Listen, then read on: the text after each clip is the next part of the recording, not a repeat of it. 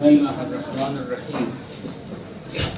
الحمد لله رب العالمين وصلى الله على سيدنا محمد وآله الطاهرين.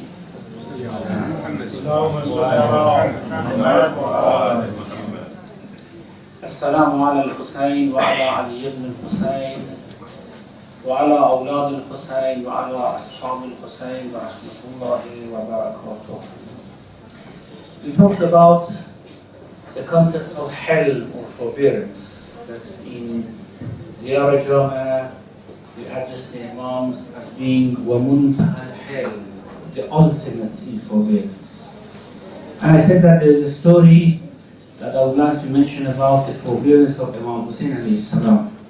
This is when he was in Medina, probably a time where Imam Hussein alayhi salam had passed away, and he was living just quietly as he had the treaty with Muawiyah. You know, the Muawiyah, despite his violation of the treaty several times and on several occasions and issues, Imam Hussein did not want to start a new argument or fight. So they carried on with the treaty.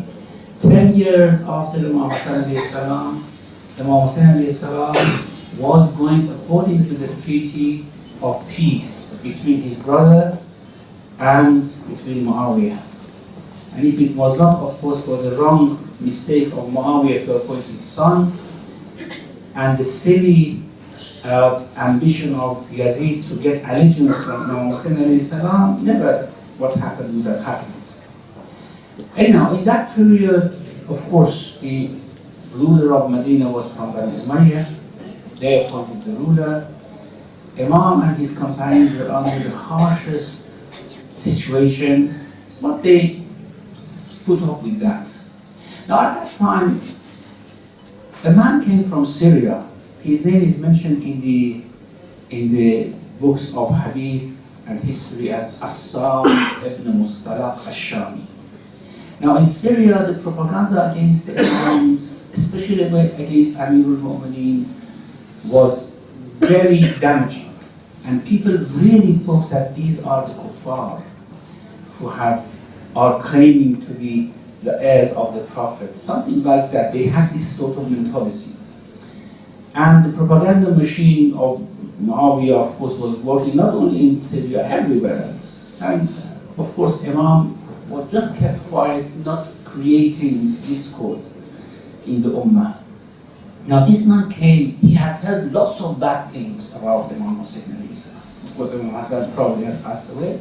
Lots of bad things, that he does not pray, for example, he's a cruel man, he's a harsh person, such things. So with such a mentality, probably after Hajj, he came to Medina to visit the Prophet's tomb. And Imam Hussein alayhi salam was speaking to some of his followers.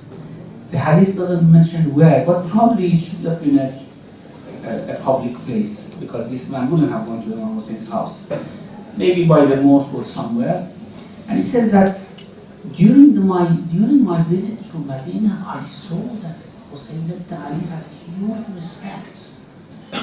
It was completely different from what I heard, that no one likes them, they are just outcasts in the community and such and such. So I never had imagined that Hussein ibn Ali would command such a respect in Medina, and this made me more angry, that why these people do not understand who are they respecting. This man is not a man who deserves any respect or something like that. So while he was lecturing and his followers were listening to him very carefully, as soon as he finished, I asked him, are you the son of Abu Turab?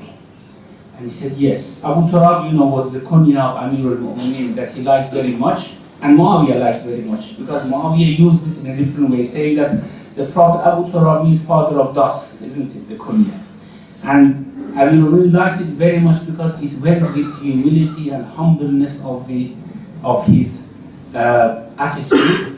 And Muawiyah liked it very much because he said, you look how the Prophet has called Ali ibn Abi Talib. He has called him Abu Turab. That means you are nothing, you are dust.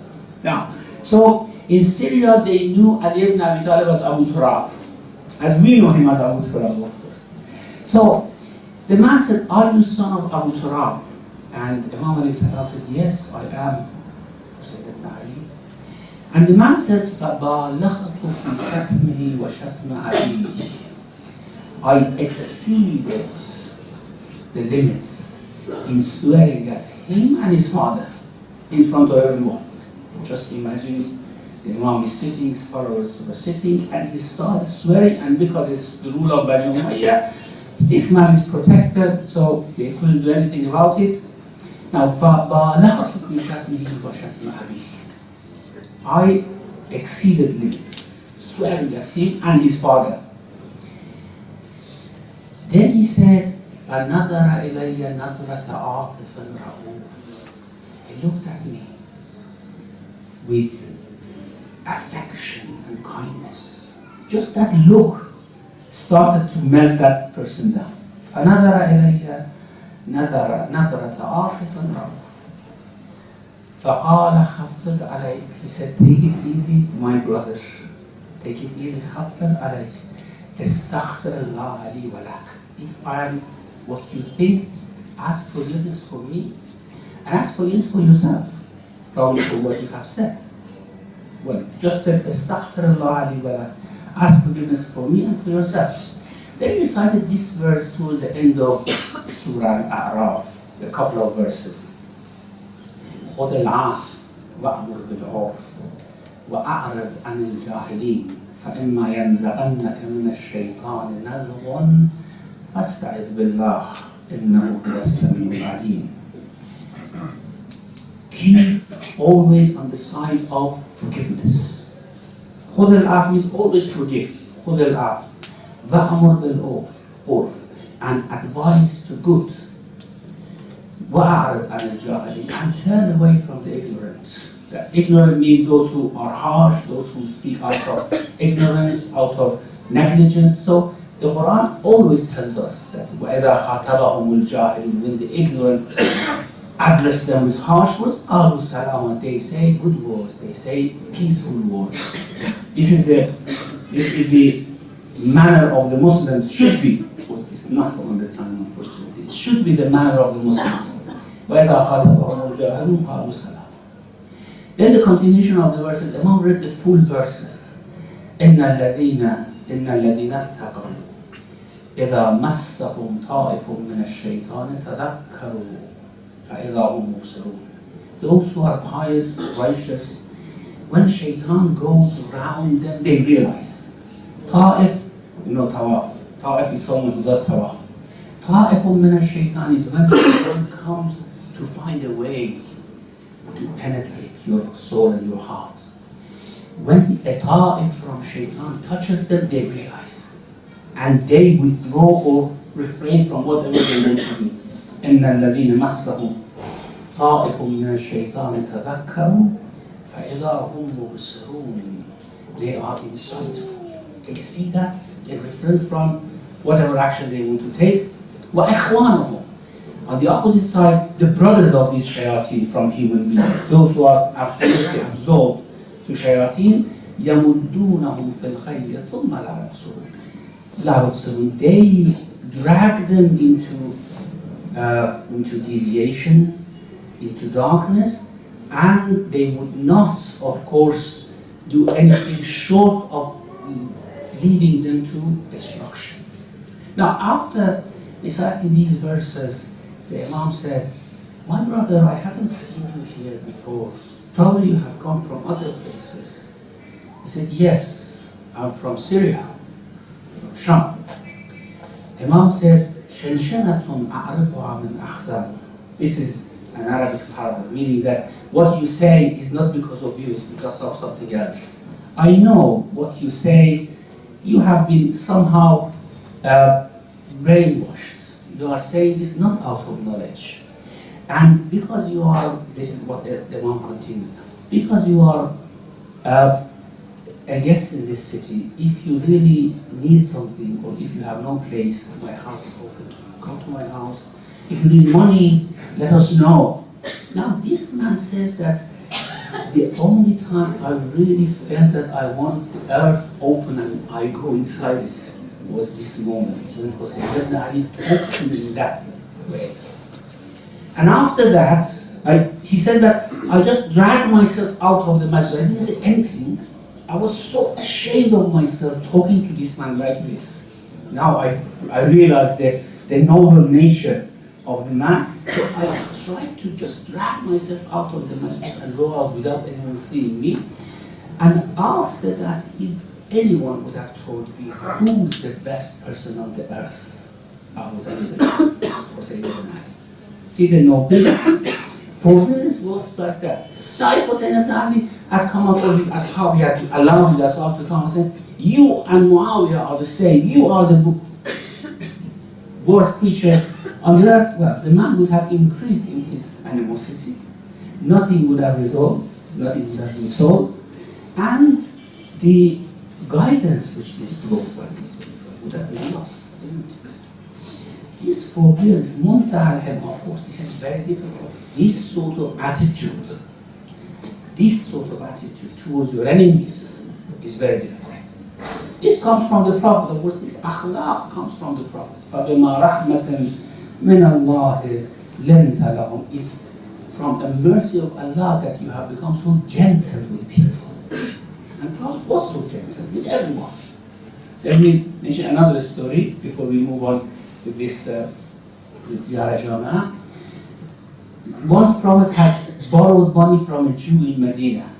Now why Prophet would have borrowed money from the Jews? Because Jews were very rich, and because if Prophet wanted, probably, if wanted a huge sum of money for his army or for feeding his companions, for food and shelter of his companions, he would have probably, that was the only way he could have gained that money, borrowing from the Jews of Medina. Before, of course, they betrayed and they reneged their pledge, and they were living peacefully with the Prophet, peace be on him.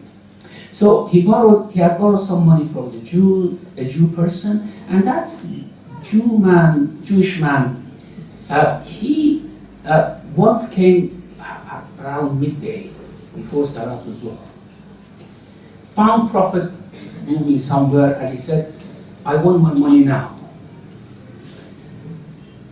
Prophet, peace be on him, said that I don't have your money to give it to you now. Probably this was not the time for returning the money. Give me some more time, I'll return it to you. And the man said, no, I want the money now. The Prophet said, I don't have the money now. He said, so you have to wait here until the money comes. Prophet said, my ashab don't have that money that I give you. However, you want to keep me here? I wait here with you. I don't have money to give you. So, time for Salatul Zuhr came. Prophet didn't go to mosque. Time for Salatul Asr came. Prophet didn't go to mosque. The ashab searching for the Prophet. Where is the Prophet? And they found him with this Jewish man. What's the story? He wants his money. Ya Rasulallah, let us kill him. Let us do something with him. This man is so rude and impolite to you. He's keeping you here. Rasulullah said, why? He owes his money. He wants his money. I don't have it. He said, you have to stay here until you give it to me. I stay here. I don't have the money to give him. So he prayed Maghrib and Isha there. The man said, you have to stay. I don't care what happens. Either your ashab will bring the money, or I don't let you go. Prophet stayed there for nights and did Salatul Fajr there. And the man still did not let him go. Ashab were becoming so irritated that why the Prophet is dealing with this man in such a manner. What's wrong with the Prophet? Instead of saying what's wrong with us, they said what's wrong with the Prophet? With such a forbearance, such a helm. Now, after sunrise, the Jewish man said, Ashhadu an la ilaha illallah wa ashhadu anna Muhammadan Rasulullah. I become a Muslim now. I really wanted to test for you your forbearance. Because in our books we had read that the Prophet which will come, the Jews had moved there because of the prophets. Because they had heard the Prophet would come. And once the king of Yemen wanted to destroy Medina because he had some problem with Aus and Khazraj, the Jewish rabbis, this was about 5 centuries before Islam, The Jewish rabbis went and interceded and said, don't kill these people, don't destroy this city, because this city is waiting for a prophet to come. So they were there because of the prophet, so they knew that the prophet is going to come. Now the man said that we have in our books that the prophet who is going to come is gentle and forbearant. And I tested your forbearance, and now I know that you are the prophet that we were waiting for. These are just a few examples. I mean, the Quran gives us some examples of the forbearance of the prophet, especially with those Bedouin people who came very harsh. There's another incident that a Bedouin came. I don't know whether it was a Bedouin or it was the man who later on became the head of Khawarij, mentioned in the Quran, who said to the prophet, be just in distributing the zakat. But the hadith says Arabi. Maybe they didn't want to mention this man. But said he came to the prophet, took his robe and pushed the prophet, pulled the prophet towards himself and said, give me from Bayt al-Mal, my due, be just. And the type of the way he treated with the prophet left a mark on the prophet's neck, and blood started to come. Again, Ashab wanted to, the Ashab were not forbearant, of course, like the prophet. The prophet started to laugh from the type of behavior that he was showing to the prophet of God for money. You see, this was the mentality, that they were showing such a rude behavior to the prophet of God for money, and then the prophet said, give him what he thinks it has, the Baytul Mal, Zakat, owes to him. So these are a few stories. Surah Al-Hujurat tells us that people used to come and shout in mosque, Ya Muhammad, come out. Afternoon, after Zuhr prayer, the prophet was resting, and then at the end, the forbearance of Allah ended. Forbearance of Prophet was continuing, Allah was not forbearing so much. Of course, I'm joking, don't take it, because that is from forbearance of Allah subhanahu wa ta'ala. فَبِمَا رَحْمَةٍ مِّنَ اللَّهِ لِنْتَ لَهُمْ. It's because of this rahmah that you have become so gentle. So the verses revealed, إِنَّ الَّذِينَ يُنَادُونَكَ مِنْ وَرَاءِ الْحُجُرَاتِ أَكْثَرُهُمْ لَا يَعْقِلُونَ. Those who call you from behind your chambers, Muhammad, come out, we want to talk to you, or we have a quarrel, you have to settle it. And they, وَلَوْ أَنَّهُمْ صَبَرُوا حَتَّى تَخْرُجَ إِلَيْهِمْ لَكَانَ خَيْرًا لَهُمْ. If they wait until you come out, after your rest you come out, it would have been better for them. So these were the type of forbearance. Now, I don't want to somehow spend all the evening on stories about forbearance of the Prophet and A'immah, but it is this type of akhlaq which we should take from them as our role models. This is very important. Unfortunately, we Muslims are very hot-tempered, very quick-tempered. Even among ourselves, we don't have that forbearance. And we just want to retaliate very quickly. We just want to return an evil very quickly with another evil. While the Quran says, "Idfa' billati hiya ahsan as-sayyi'ah."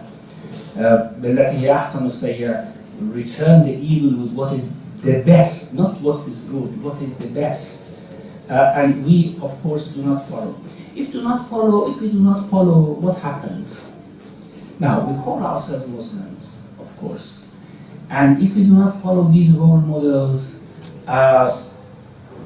calling ourselves Muslims would act against us here and on the day of judgment.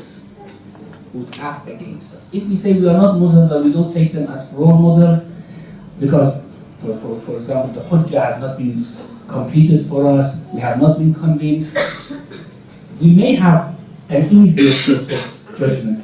But if we are convinced that they are our role models, and if we are convinced that we are taking them as our leaders, then we do the opposite and we do not follow them, our position would be a bit more difficult. Now, the other thing I wanted to mention about this Ziyarat Jamiah, a couple of other sentences. Asamakumullahu min az-zalal. Allah has kept you from slipping and from sinning after He has purified you. We said there is sincerity up to a limit. After you show it, then Allah will purify you. Then of course there is no slipping, there is no sin. لِنَصْرَفَ عَنْهُ السُّوءَ وَالْفَحْشَاءَ. We turn away from him the evil, not we turn him away from the evil, we turn away evil from him. أَصَمَكُمُ اللَّهُ مِنَ الزَّلَالِ وَآمَنَكُمْ مِنَ الْفِتَنِ. And have made you secure of the calamities of misguidance, confusion, and such things. وَطَهَّرَكُمْ مِنَ الدَّنَسِ. And any dirt and impurity of spirit and soul He has taken away from you. وَأَذْهَبَ عَنْكُمُ الرِّجْسَ وَطَهَّرَكُمْ تَطْهِيرًا. This is of course in the Quran, and He has taken away the impurity from you and have purified you. Now, in return, what you have done is very important. What you have done in return. فَعَظَّمْتُمْ جَلَالَهُ. His glory, His greatness, you have magnified, or you have announced in the best way, in the greatest way. And this is one of the things that we only get from the A'imma alayhi salam. Why? Because you go through all the ahadith of Ahlul Sunnah about Allah subhanahu wa ta'ala. It's all belittling Allah. It's so limiting Allah subhanahu wa ta'ala, either as a physical being or as something which has could be divided into different parts and sections, or whatever they say about Allah is not glorifying, is not magnifying His glory, is belittling His glory. Now, go to ahadith of A'imma, go to way A'imma alayhi salam praise Allah subhanahu wa ta'ala. That is how we should understand who God is. Why do we need A'imma alayhi salam? To teach us these things. Who is Allah? Now, of course, we all believe in Allah. The Quran talks about Allah. Ar-Rahman ala al-Arsh istawa. Ar-Rahman is sitting on the throne. Should we really listen to these people, some of those Hanbalis, ignorant Hanbalis, of course, I'm sure that the scholars would not accept this opinion, those who ponder on this. But some of them, should we accept from them that there is a throne in the heavens and Allah is sitting on it? Really? This is belittling Allah. This is talking nonsense about Allah subhanahu wa ta'ala. Now, go to traditions of A'imma, see how they define the Arsh, and how they define the sitting on the throne, and how they define Allah Himself. You would see this comes from a deep knowledge, deep pure heart. So, فَعَظَّمْتُمْ جَلَالَهُ وَأَكْبَرْتُمْ شَأْنَهُ. And you made great His position, the way you describe them. Because of course they themselves were knowledgeable. Some people were not knowledgeable about Allah, although they were scholars, but they had no knowledge of higher degrees. You know, knowledge of Allah has lower degrees, higher degrees, higher and higher degrees, and the highest degree of knowledge of Allah subhanahu wa ta'ala. Certain scholars have just learned about Allah through books. This knowledge has not entered their hearts. A higher degree of knowledge of Allah is what comes from the heart. أَفَمَنْ شَرَحَ اللَّهُ صَدْرَهُ لِلْإِسْلَامِ فَهُوَ عَلَى نُورٍ مِنْ رَبِّهِ. Are these equal for the one that we have, for whom we have opened his chest, his heart, and he's on a bright light, brilliant light from his Lord. The way you see things in brilliant lights, in very strong light, they see Allah in that light. They see it with their heart, of course. That's why they know how to describe Him. فَعَظَّمْتُمْ جَلَالَهُ وَأَكْبَرْتُمْ شَأْنَهُ. You made high His position. وَمَجَّدْتُمْ كَرَمَهُ. And you praised His nobility, His karam, His honor, His generosity. You praised it We praise it therefore. You describe how it is, and we learn from you how Allah is, how generous He is, how noble He is, how honorable He is. Why? Because your knowledge, again, because your knowledge comes from within your hearts. You have been enlightened by the light of Allah subhanahu wa ta'ala, and you enlighten others. Now, should we really follow those who just learn this knowledge from here and there, from this companion and that companion, who themselves didn't know what was the real meaning of the verses of the Quran? Well, this is very famous from Malik ibn Anas. With all due respect, for that great scholar Malik ibn Anas. But his knowledge had not come from that bright heart. When he was asked, Ar-Rahmanu ala al-Arsh istawa, kayfa istawa? Allah is sitting on the throne. How is He sitting on the throne? He said, Al-Istawa'u minhu ma'lum. So the fact that Allah is sitting on the throne is clear. We know it. Well, كيف غير معلوم. How He is sitting on the throne, we don't know. السؤال عن أو بدعة. Someone questioning from this concept, this issue. This is bid'ah, and you are someone who ضال مضل. You are someone who want to lead people astray. Now, of course, he's right in saying that because he doesn't have that enlightened heart. I don't say he's not a mu'min, he's not a believer. But as I said, we have different degrees of knowledge, different degrees of faith. How could we compare Malik ibn Anas with Imam Ja'far al-Sadiq, with that bright heart, with knowledge which came from light of Allah subhanahu wa ta'ala? So, وَمَجَّدْتُمْ كَرَمَهُ وَأَدَمْتُمْ ذِكْرَهُ, and you continuously did His dhikr.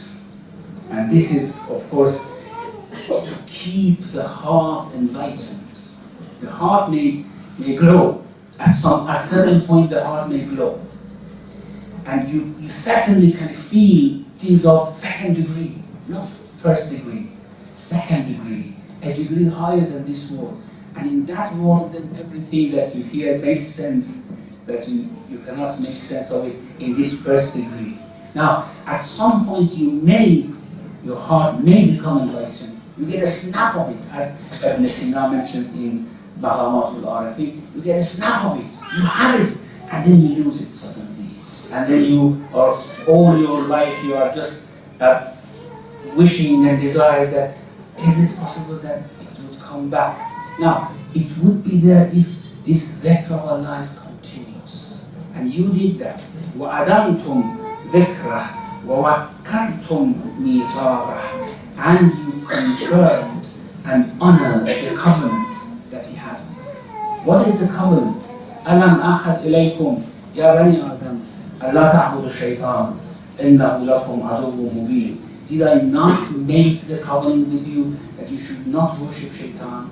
وَأَنِ اعْبُدُونِي, but worship me. هَذَا صِرَاطٌ مُسْتَقِيمٌ. You honor this, and you only worship Allah and nothing else. And of course, shaitan, in itself, we never worship shaitan. If anyone tells us that you worship shaitan, we say you are silly. You are stupid. Who worships shaitan? However, shaitan doesn't appear to you in that way. How does he appear to you? He comes through that ear of your heart and makes things to adorn things for you, make things to be desirable for you.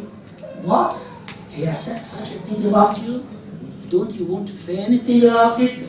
Come on! Don't you have any honor? Don't you have any dignity? Go and retaliate. We will listen. We have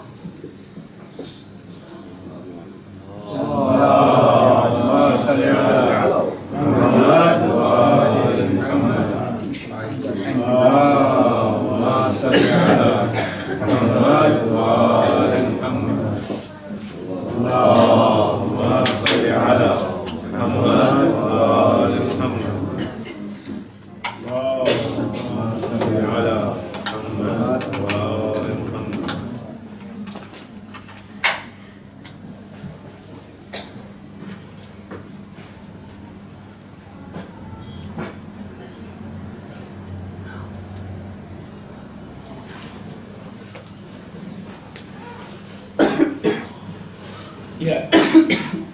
And when we listen to these whisperings, as Imam al-Jawad said, "Man asgha ila natiqin faqad abada." If you listen to someone and obey, that obey is worship. Worship is obedience, isn't it? So that obedience is worship. So it is in this way that we worship Shaitan. Now here, you never worship Shaitan. You honor the covenant of Allah. وَأَحْكَمْتُمْ عَقْدَ طَاعَتِهِ, and you fortified that covenant which was between you and him in terms of obedience. You were the most obedient servants of God. وَنَصَحْتُمْ لَهُ فِي السَّرِّ وَالْعَلَانِيَةِ وَدَعَوْتُمْ إِلَى سَبِيلِهِ بِالْحِكْمَةِ وَالْمَوْعِظَةِ الْحَسَنَةِ. Now this is something that we have to discuss in more details. دَعَوْتُمْ إِلَى سَبِيلِهِ بِالْحِكْمَةِ وَالْمَوْعِظَةِ الْحَسَنَةِ. You called people to his path with hikmah, with wisdom, and with nice and beautiful advice and preaching. This is very, very important. No one is attracted to anything unless the heart is inclined to it. And the heart is only inclined towards beautiful things, not towards ugly things. And if we want to call people to Islam by an ugly face, of course people will just turn away and go. Inshallah, we'll have more discussion on this later on. وَصَلَّى اللَّهُ عَلَى مُحَمَّدٍ وَآلِهِ الطَّاهِرِينَ.